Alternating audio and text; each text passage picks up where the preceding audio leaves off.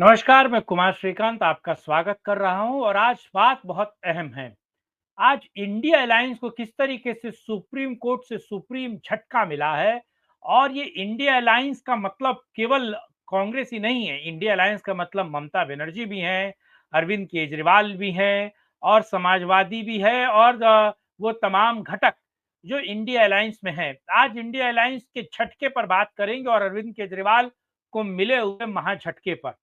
लेकिन खबर या तीनों खबरों को जोड़ने से पहले आप लोगों से अनुरोध है कि इस वीडियो को अंत तक देखिएगा और कमेंट कीजिएगा, लाइक, शेयर, सब्सक्राइब कीजिए क्योंकि लगातार सब्सक्राइबर की संख्या घट रही है क्योंकि यूट्यूब एक तरीके से मेरे खिलाफ लगातार ऐसी चीजें हो रही हैं। आपको पता है राष्ट्रहित की पत्रकारिता को लेकर हमेशा दिक्कत और समस्या होती है और जिसका सामना करना पड़ता है। लेकिन आप लोगों से अनुरोध है कि लगा आप समर्थन दीजिए, साथ आइए और आप क्योंकि मैं जनता के हित या फिर कहा जाए कि राष्ट्रवादी मुद्दों पर बात करता हूं, इसीलिए मेरे साथ ये होना लाजमी भी है। बहरहाल यहाँ दिख रहे आप एक तरीके से कहा जाए कि जो स्कैनर कोड दिख रहा है यहाँ पर आप समर्थन और सहयोग भी कर सकते हैं स्कैनर कोड पे। बहरहाल चलिए खबर समझते हैं। आज सुप्रीम कोर्ट में तकरीबन 4 बजे के आसपास अरविंद केजरीवाल का केस आया। अरविंद केजरीवाल का पूरा केस एक तरीके से हाई कोर्ट ने जो चीजें लिख दी हैं, उसके बिहाफ पर ही सुप्रीम कोर्ट जाया और आपको पता है कि अरविंद केजरीवाल किस तरीके से बेल नहीं मांग रहे हैं सुप्रीम कोर्ट से।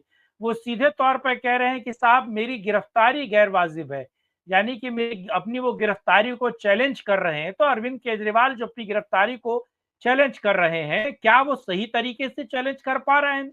अभिषेक मनु सिंघवी और अरविंद केजरीवाल से पूछते हुए सुप्रीम कोर्ट ने सीधे तौर पर ये पूछा कि आप लोअर कोर्ट क्यों नहीं गए? क्या लोअर कोर्ट में आपने बेल की एप्लीकेशन लगाई? आपको पता है लोअर कोर्ट और हाई कोर्ट में बेल की एप्लीकेशन उनकी खारिज हो गई और जो चीजें निकल कर आ रही हैं इसका केवल सीधे-सीधे मतलब है कि अरविंद केजरीवाल को किसी भी तरीके की रियायत यानी कि मिलती हुई दिख नहीं रही है और ये चीजें बिल्कुल क्लियर हैं। और आज ये जब खबर आई कि अरविंद केजरीवाल की गिरफ्तारी को लेकर जो तर्क ईडी के नोटिस पर क्यों पेश नहीं हुए, क्या वो अपने आप को कानून से ज्यादा बड़ा समझते हैं, क्या वो पीएमएलए कोर्ट के कानूनों को कोई भाव नहीं देते हैं और ये जमानत की बात क्यों नहीं कर रहे हैं?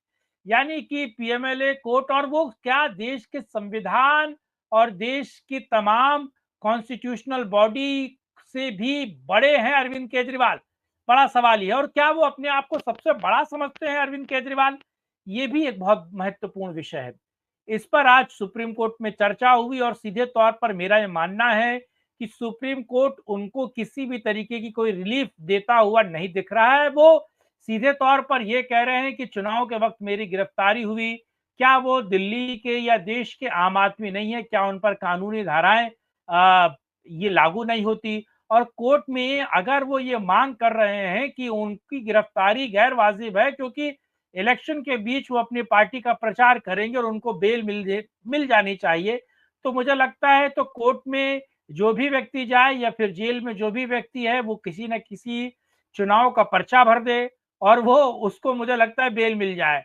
ये कैसा तर्क है जो अरविंद केजरीवाल कोर्ट में दे रहे हैं जो निरर्थक है और जो सीधे से खारिज होता है। क्या वो संविधान के दायरे में नहीं आते हैं?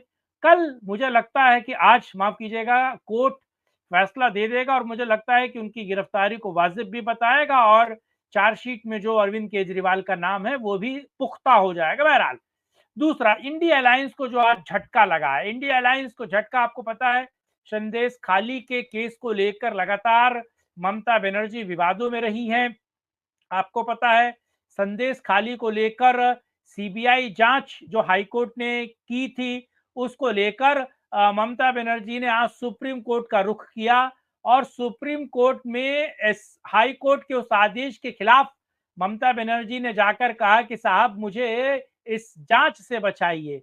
अब सुप्रीम कोर्ट ने सीधे तौर पर यह पूछा है और जो बहुत महत्वपूर्ण ये है कि क्या वो उस व्यक्ति को बचाना चाहती हैं और ये जस्टिस बी आर गवई और जस्टिस संदीप मेहता की पीठ इस मामले पर सुनवाई कर रही थी।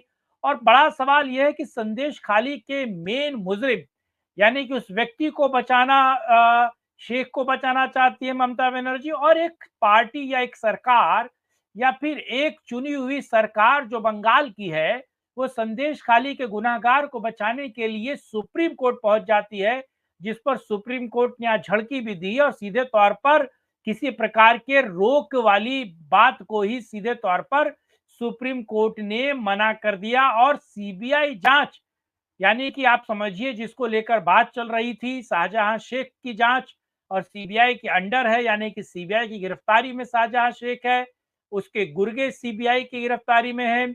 और संदेश खाली में 144 धारा लगी थी, आपको पता है सारा केस 2 मई पर 2 मई पर इसकी आगे सुनवाई होगी, लेकिन आपको पता है 5 जनवरी की ईडी की टीम पर छापेमारी हुई थी, और जो सारा केस हुआ था वो भी बहुत महत्वपूर्ण है।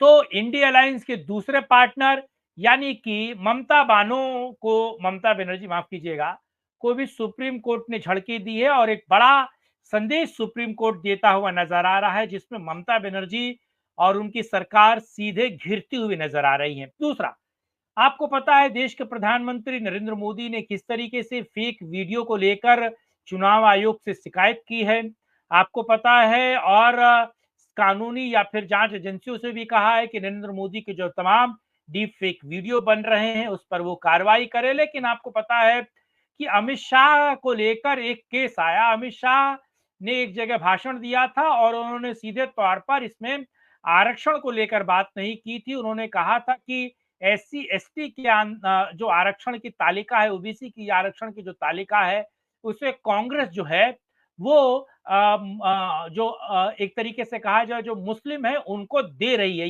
ये अमित शाह का भाषण था। इस भाषण को एडिट करके और इसको गलत तरीके से प्रेजेंट किया गया, और गलत तरीके से प्रेजेंट करने का मतलब है कि अमित शाह ने जो भाषण दिया था कि अगर हमारी सरकार आती है तो ये जो एक तरीके से फायदा दिया जा रहा है ओबीसी और एससी एसटी के कोटे में अल्पसंख्यकों को, इसको सिरे से खारिज या इसको खत्म कर देंगे आरक्षण को। तो सोचिए इस पूरे वीडियो को काट कर फैलाया गया, इस पूरे वीडियो को साइडलाइन करके फैलाया गया, जिसको लेकर दिल्ली पुलिस ने केस दर्ज किया। और आपको पता है दिल्ली पुलिस तेलंगाना के सीएम को उन्होंने नोटिस दिया, और 1 तारीख को दिल्ली पुलिस के सामने इस फेक और मॉफ्टेड वीडियो में पेश होने को कहा है, क्योंकि उनके ट्विटर हैंडल से इस वीडियो को फैलाया गया था। जो बात अमित शाह ने नहीं कही उसको मॉफ्टेड करके फैलाया गया। आपको बता दूं इसमें पहली गिरफ्तारी रितोम सिंह नाम के एक शख्स की गिरफ्तारी हुई है, और ये आसाम का रहने वाला हेमंत बिस्व शर्मा ने इस पूरी गिरफ्तारी और इस पूरे वाक्यों को लेकर ट्वीट भी किया है। आप बता दूं मैं कि दिल्ली पुलिस की साइबर विंग आईएफओ यूनिट की आईपीसी की धारा 153, 153 ए, 465, 469, 171 जी और आईटी एक्ट की धारा 66 सी के तहत इस पूरे मामले को दर्ज किया है। और अगर आपको पता है अगर इस मामले की सुनवाई होगी और इस मामले को देखा जाएगा तो इसमें रेवंत रेड्डी भी जाएंगे। और समझिए कि ये धाराएं क्या है मैं आपको बता दूं, जैसा कि आपने स्क्रीन पर देख पा रहे हैं।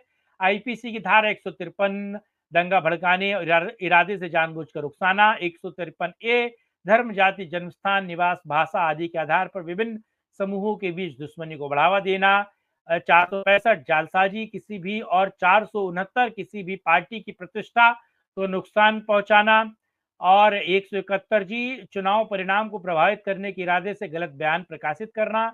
66 सी यानी कि आईटी एक्ट के इस तमाम धाराओं में मामला दर्ज हुआ है, और रेवंत रेड्डी को दिल्ली पुलिस ने बुलाया है सीधे तौर पर अगर देखा जाए तो। क्या बीजेपी सीधे तौर पर अब दो दो हाथ करने के लिए तैयार हो गई है? क्या बीजेपी को लगता है कि साहब अब इस पार या उस पार की राजनीति बहुत महत्वपूर्ण है? ये तीनों खबरें मैंने आपको बताई और ये कितना महत्वपूर्ण होने वाला है। और आज सुप्रीम कोर्ट में जो सुनवाई अरविंद केजरीवाल को लेकर होने वाली है उस पर भी हम वीडियो बनाएंगे और उससे रिलेटेड चीजें भी सूचनाएं आपसे पहुंचाने की कोशिश करेंगे। बहरहाल ये वीडियो आपको कैसा लगा प्लीज कमेंट बॉक्स में बताइएगा। लाइक शेयर सब्सक्राइब कीजिए, क्योंकि यूट्यूब हमारी रीच को कम कर रहा है। सत्यपरक भारत की रीच जो है लगातार घटाई जा रही है। आप समर्थन और सहयोग भी कर सकते हैं, नीचे चलते हुए नंबर्स और क्यूआर कोड पर समर्थन सहयोग भी कर सकते हैं और अपना अपना एक तरीके से कहा जाए कि साथ भी हमें दे सकते हैं। आज के लिए इतना ही, फिर एक अलग वीडियो में मिलेंगे, करेंगे राष्ट्रहित में एक और चर्चा। जय हिंद, जय भारत, वंदे मातरम, नमस्कार।